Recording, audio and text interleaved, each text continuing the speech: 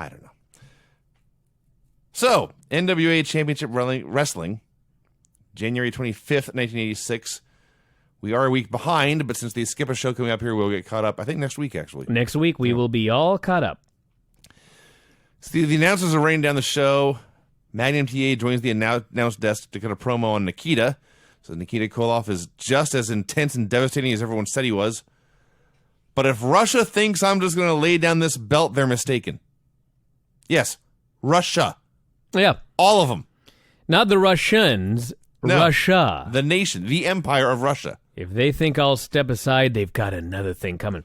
By the way, the show opened with clips of Ronnie Garvin pinning one man after another with his illegal punch, which I still not figured out why he's allowed to punch people right in the face. Why is that his finish? Why is that okay? Were there no rules? Was it relaxed rules here in the NWA in 1986? But I bring this up because there is a spot in this open where Ronnie Garvin is in the corner leaning against turnbuckles, and some jobber goes up onto the middle rope, and he's about to deliver the 10 punches in the corner. And before he has a chance to, Ron Garvin hits his punch, and the jobber flies 15 feet across the ring, lands dead in the middle, and then Ronnie Garvin goes and sits on him. And I just thought, people thought this was real. Yes. He hit him one time, and this caused him to fly from the middle rope all the way to the middle of the ring. That's legit like 10 feet at least. For real, 10 feet. I love this show. I can't do math, but if it's a 20 by 20 ring, and he goes from a corner halfway, the Pythagorean theorem, right? Mm-hmm. So how far is that? I would have to break it down, but somewhere around 12 and a half feet? More than that. 15 feet? I don't know. Anyway. I can figure out how far halfway from one corner to the other is. Yes. You could do the math if you cared. I don't. I do. Barbarian versus George South. Barbarian was extra grunty this evening. Is A squared plus B squared is C squared. Mm-hmm. So that's... A and B are both 20. 800. Mm-hmm. What's the square root of 800? That's the hard part. Damn it. Less than 30. I don't even know how to do a square root anymore. What the fuck is a square root? I don't even remember. It's two numbers that multiplied by each other, or one number multiplied by itself that equals 800.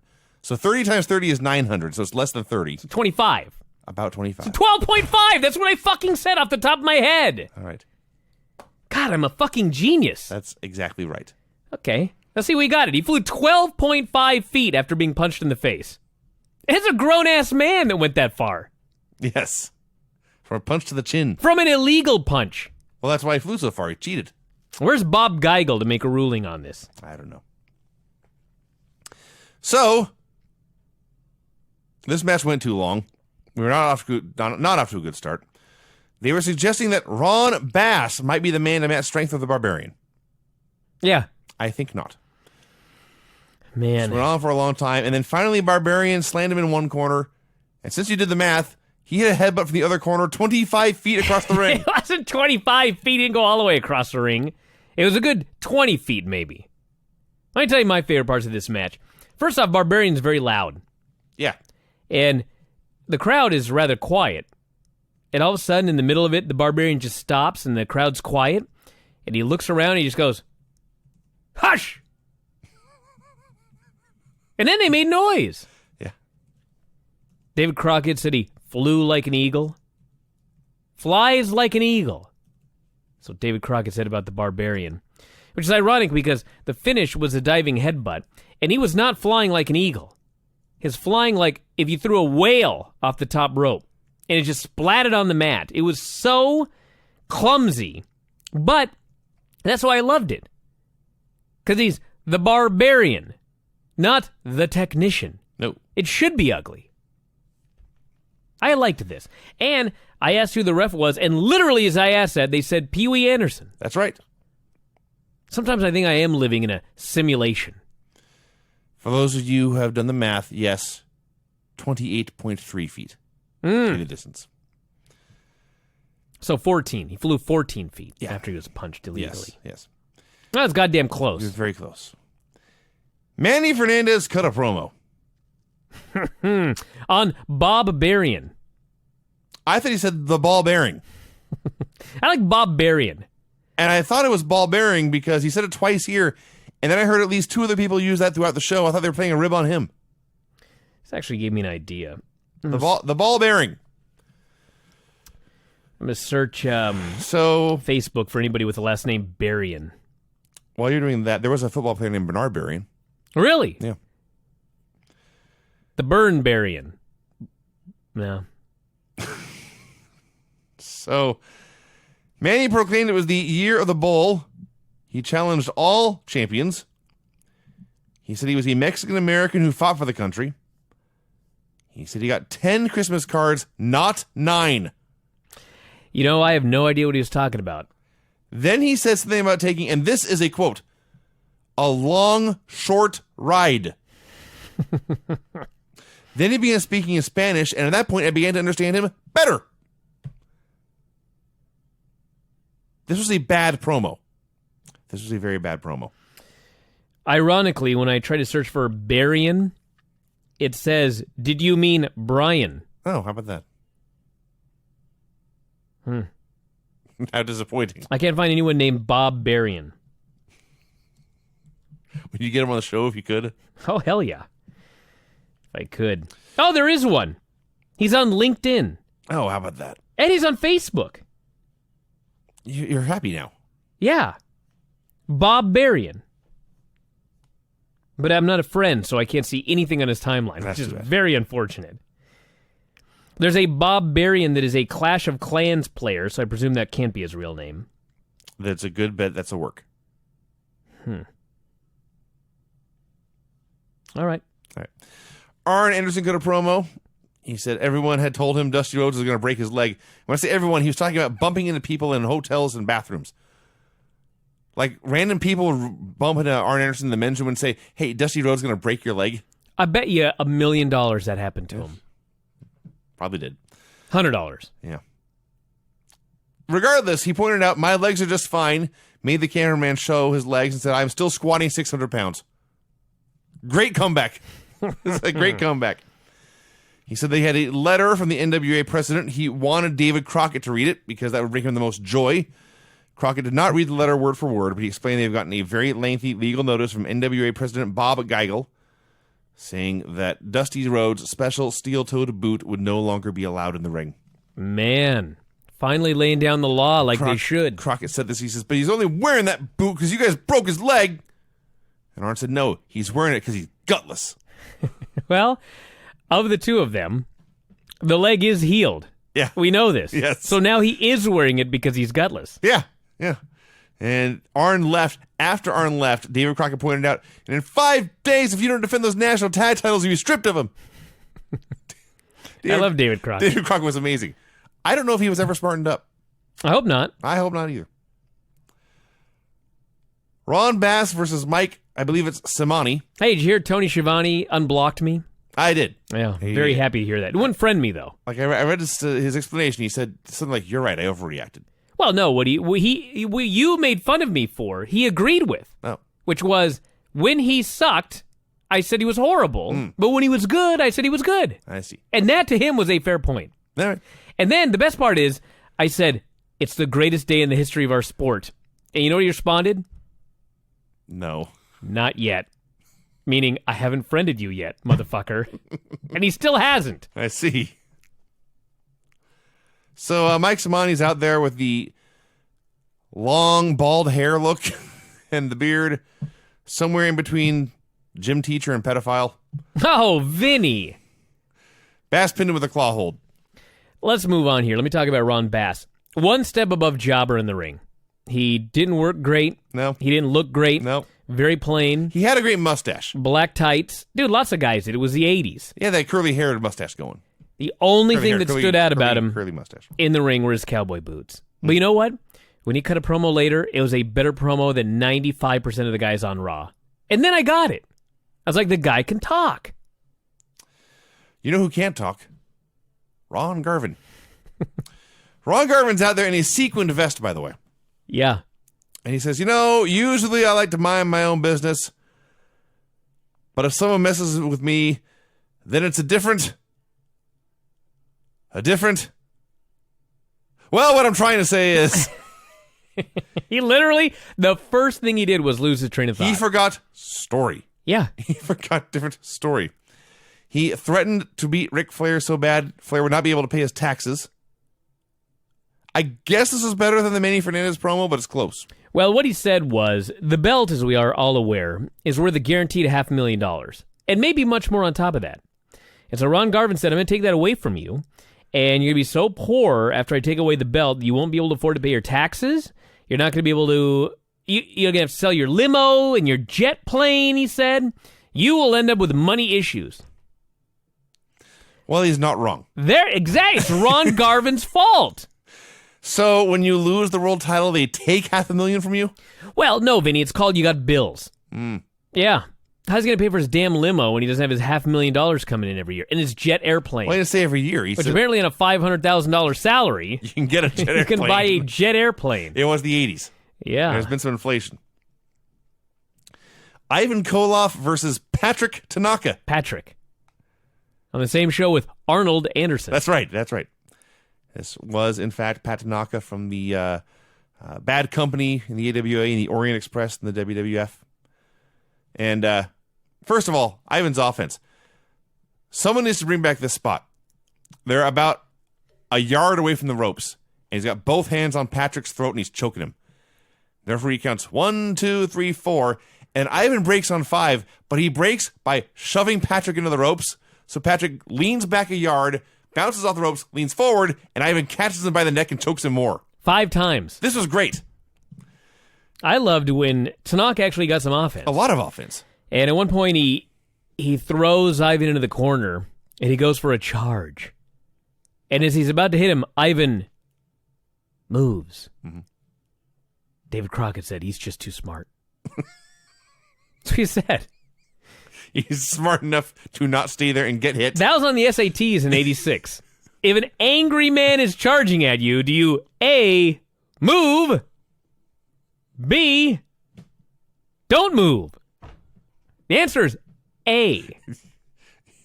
Pay attention. But Patrick Tanaka, I don't know. There was a point where Patrick unleashed a furious charge of chops and punches, and he actually knocked Ivan through the ropes to the apron, almost from the ring entirely. And since the jobbers in the show never get any kind of offense even close to this level, people went nuts. Oh, yeah. People went crazy. Holy crap, look! The guy knocked Ivan out of the ring. Crockett was going crazy for Patrick. Although he did keep mentioning he can't do that. Ivan Koloff is too smart. He even got to make a cover at one point. And finally, Ivan won with his version of the sickle, which is the sitting clothesline. Ric Flair cut a promo. I am not making this up. Flair cut a promo about how he had a great ass. Yeah. And someday, he would put on some blue jeans so the women could see it for themselves. But he's a nature boy Ric Flair, and he never wears blue jeans. Yes. He did wear a pink sweater. Yeah. They showed the video of the angle with Garvin last week, which we covered in great detail then. And I don't think this was on purpose because I don't think the production values were that high, but the actual knockout punch was not shown on camera. You just saw Garvin and Flair disappear to the left, and it cuts to another camera and Garvin sitting on him. So Flair was legitimately able to claim Garvin had something in his hand. Yeah. That made it better. That made the whole thing even better. Even though when he sat down, he had nothing in his hand. Of course. He threw it into the crowd or something. So Flair ran his mouth for a while and told Tony to tell your wife I said hello. He said he was an average human on his worst day. Yeah. And he was almost done with his promo, and suddenly he became completely enamored with himself on the big screen. Yes. He lost all track of time. He looked at himself. He marveled.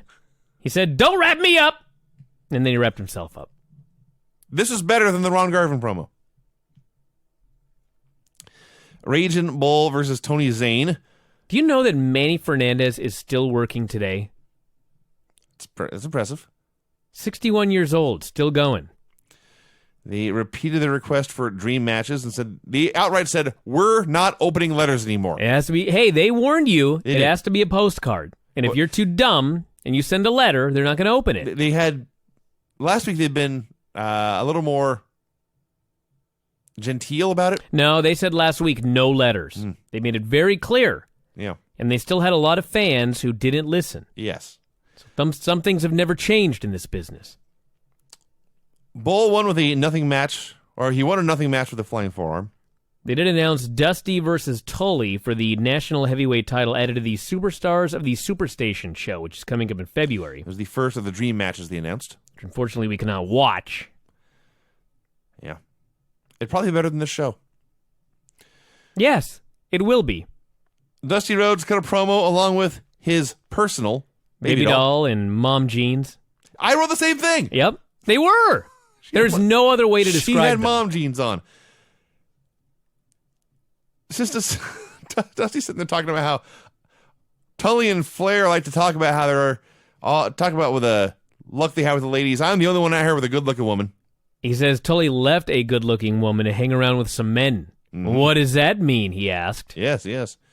He also said "bula bula."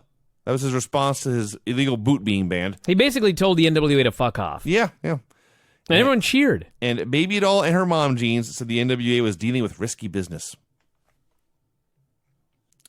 The Rock and Roll Express versus Thunderfoot and Bob Owens. Rock and Rolls were very fiery this week. Usually they just do hammer locks and chin locks for 5 minutes and hit the double drop kick. They were pissed off. Hey, these Midnight Express Jim Cornette fuckers under their skin. So they beat these guys up and they still won with a double drop kick.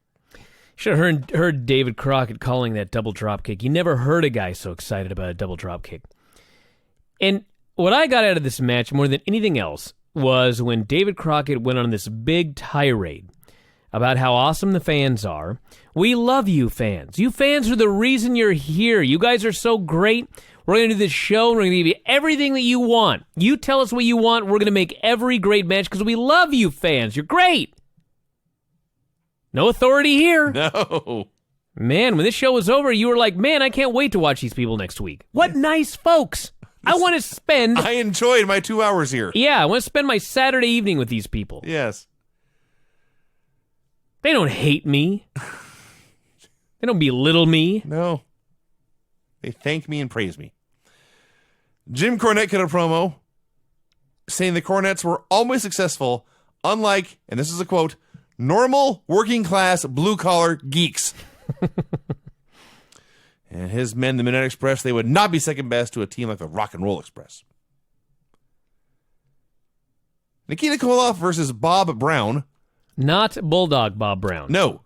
That's important. Although, this Brown dude was short. He was a Bulldog. He had better mass than anyone in the show, and maybe better definition, too. He was in there with Nikita and was wider. This is a large person, this Bob Brown. He got a lot of offense until Nikita cut him off and hit him with a sickle and pinned him.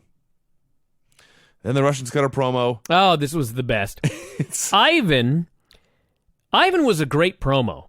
I got to give it to the guy. I thought it was a really, really good promo.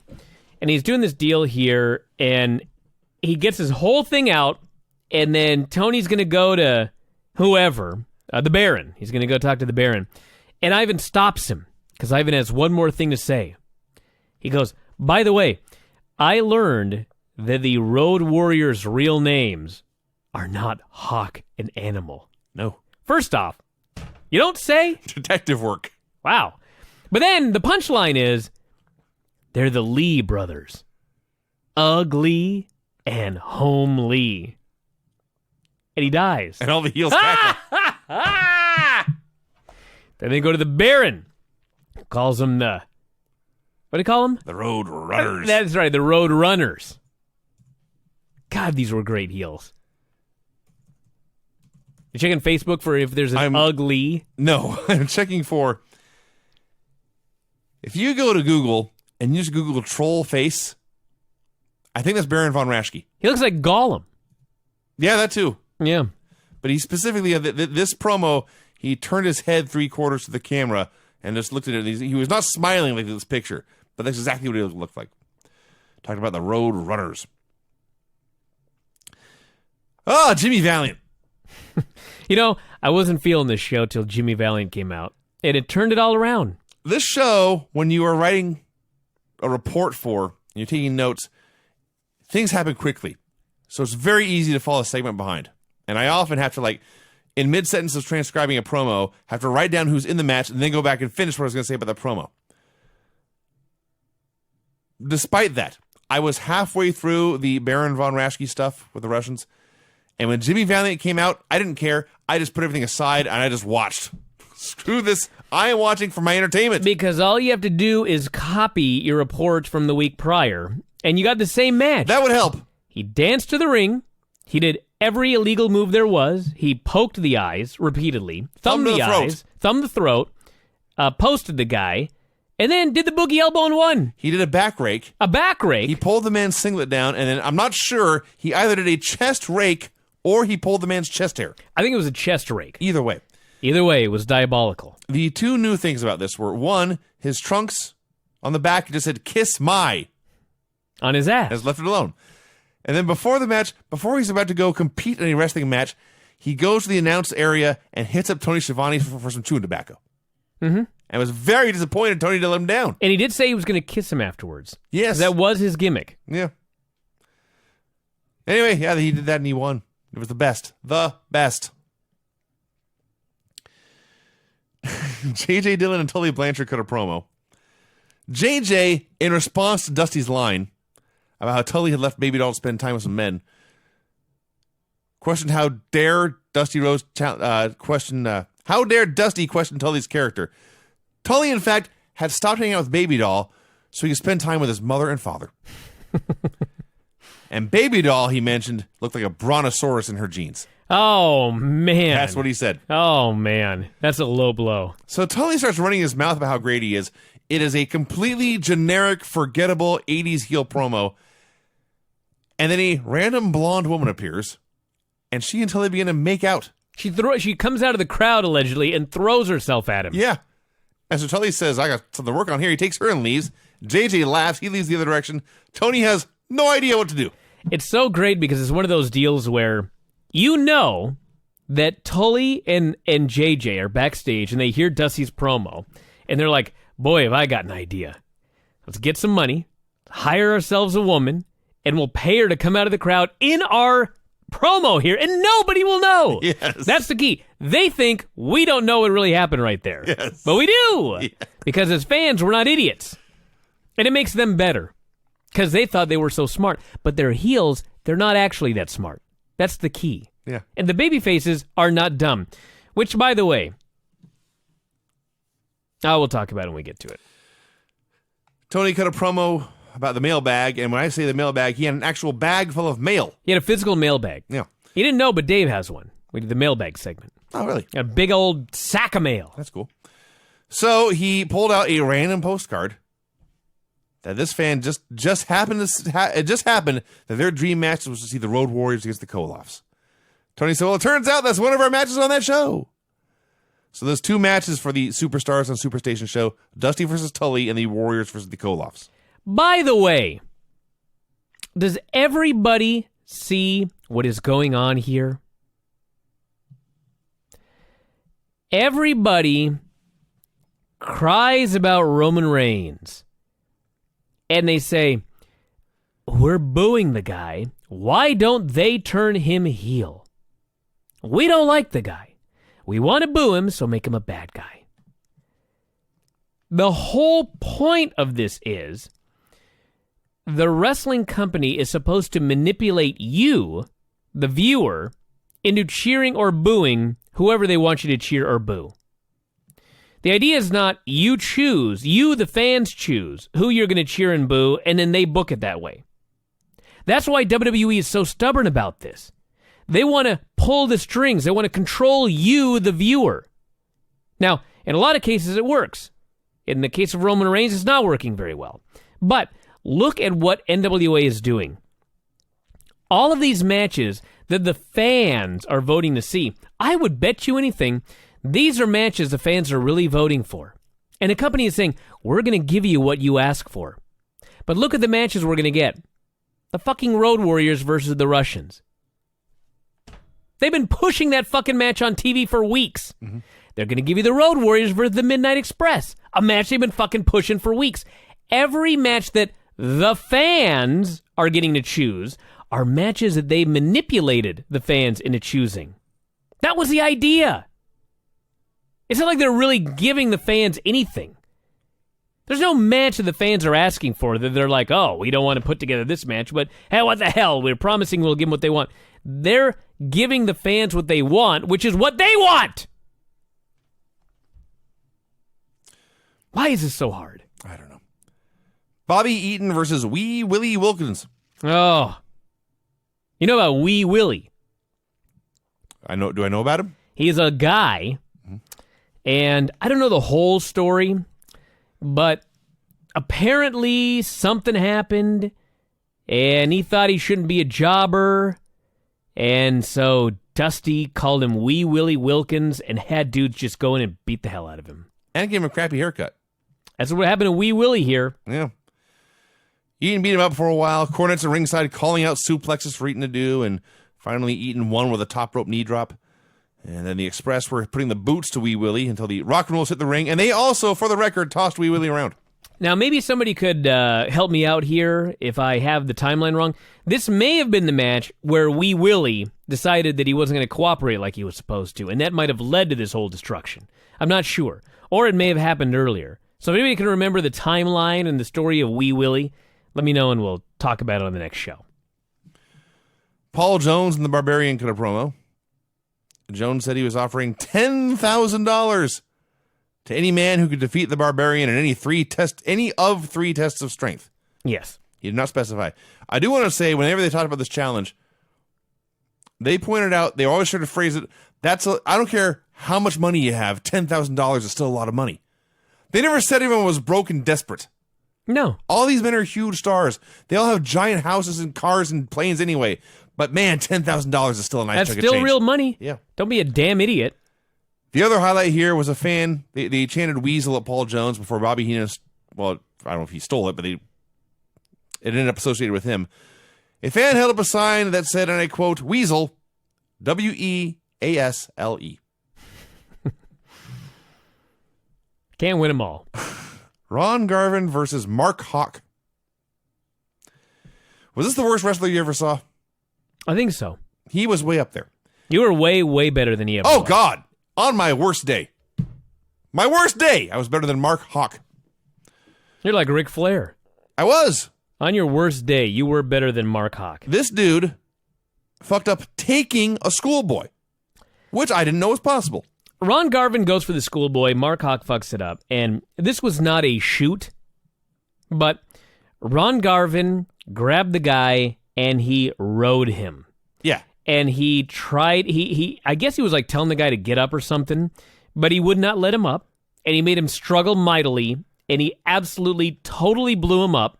Guy was turning purple. Yes. It was amazing. 30 seconds in, he turned purple. I'm in better shape than Mark Hawk. And when I was a wrestler, I mean right now. Right now you are. And finally he punched him in the face and Thank sat God. on for the win. You got to watch this. You got to watch him just I may go back and watch this again. ruin this guy. It was amazing. He was no Ric Flair, but you know what? Ron Garvin was awesome.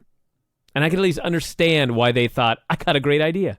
Let's make him the champion of the world. As long as he was wrestling. Should have been the champion of the world after this match. Just don't give him a microphone. Ron Bass got a promo on ball bearing. Let me talk about this. If it were 2016, Bob Berrien and his manager, number one Paul Jones, would have made the challenge for 3 strength contests, and if you could win against a Barbarian, you get $10,000. If it were 2016, Dolph Ziggler would come out, he would blindly accept the challenge, he would be blatantly fucked, and they would expect us to feel sorry for the guy. Which, of course, we wouldn't because he was a goddamn idiot. Ron Bass comes out here, and Ron Bass says, I'm just a fella trying to make my way in the world. I'm just a cowboy. But you know what? At $10,000 is a lot of money. Piqued my interest. But I don't trust you, Paul Jones. And so before I take you up, I want to know what the contest rules are, what the tests of strengths are, and I want it in writing. Because even though he's just a simple cowboy trying to make it in the world, he ain't a fucking idiot. And he's just going to go out there and do these stupid tests of strength. He wants to know the rules. I thought this was great. He did acknowledge that the 3 tests of strength were a tug of war, a bench press, and something called a human chain. which I don't know what that is, at least as far as test of strengths go.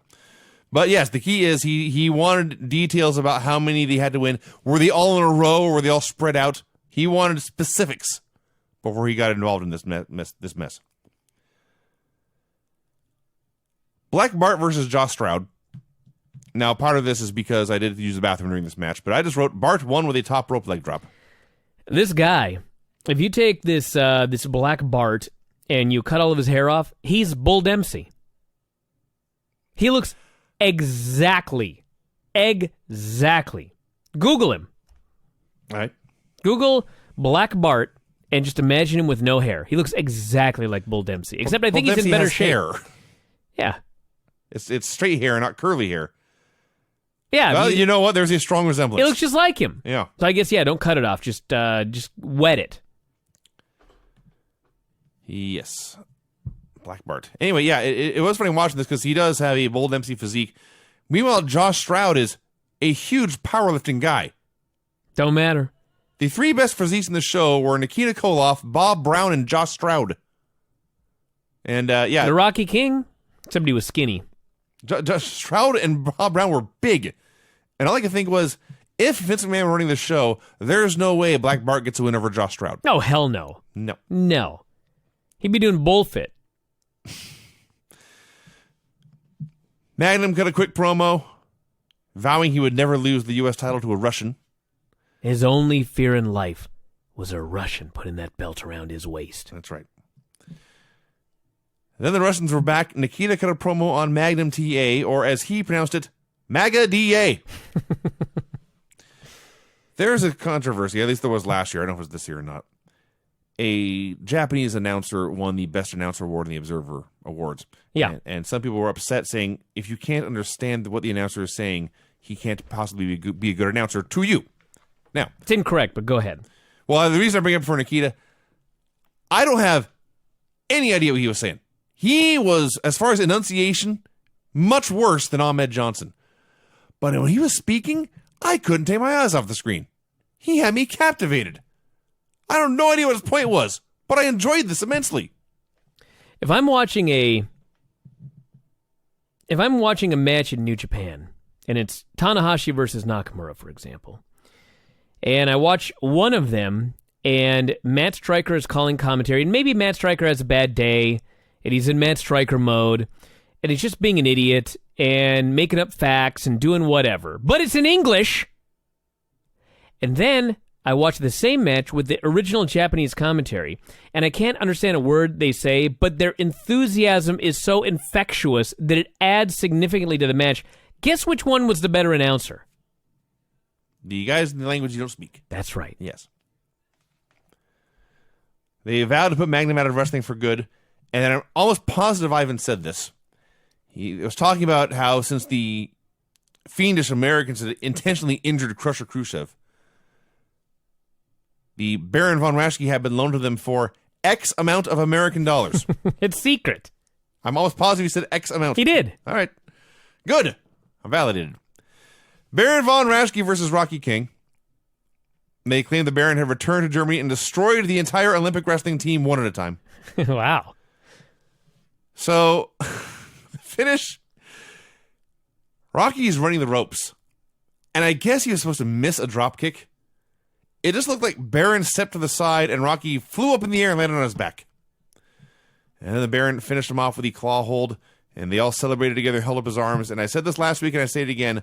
I do not buy this skinny, fat old man as any kind of threat to the Road Warriors. Oh, man, he'd kill you even today. I'm sure he would. He'd kill me. Yeah. He would not kill Hawk and Animal. He's not wrestling a Hawk and Animal tonight. He's wrestling the Rocky King. But they were trying to build him as a threat to the Road Warriors. Well, we'll find out what happens when he gets in there with him. Maybe they'll kill him. Maybe they will. Besides, they're two geek bodybuilders against an actual AAU wrestler. Yeah. Come on. He'd smash him. Flair returned for another promo. Oh, the very first thing Ric Flair does is congratulate Tully Blanchard. He congratulated for getting a hot blonde. Yeah. And then said, you know what? She's so hot, I may let her ride Space Mountain. You gotta say this to the Horsemen. No fences. No, of course not. No fences built here. No.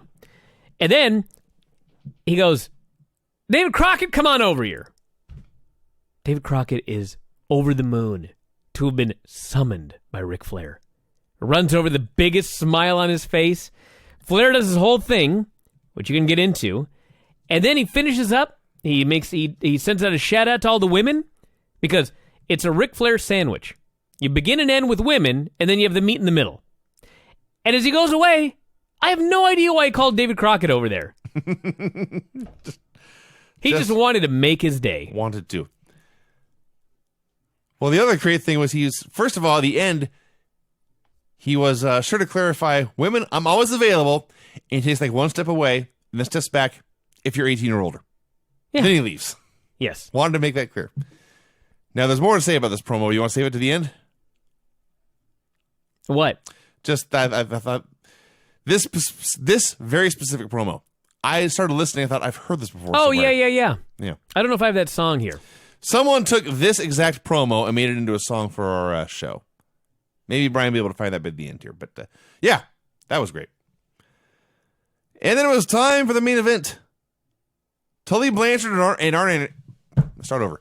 Tully Blanchard and Arn Anderson versus the Italian Stallion and Don Kernodle.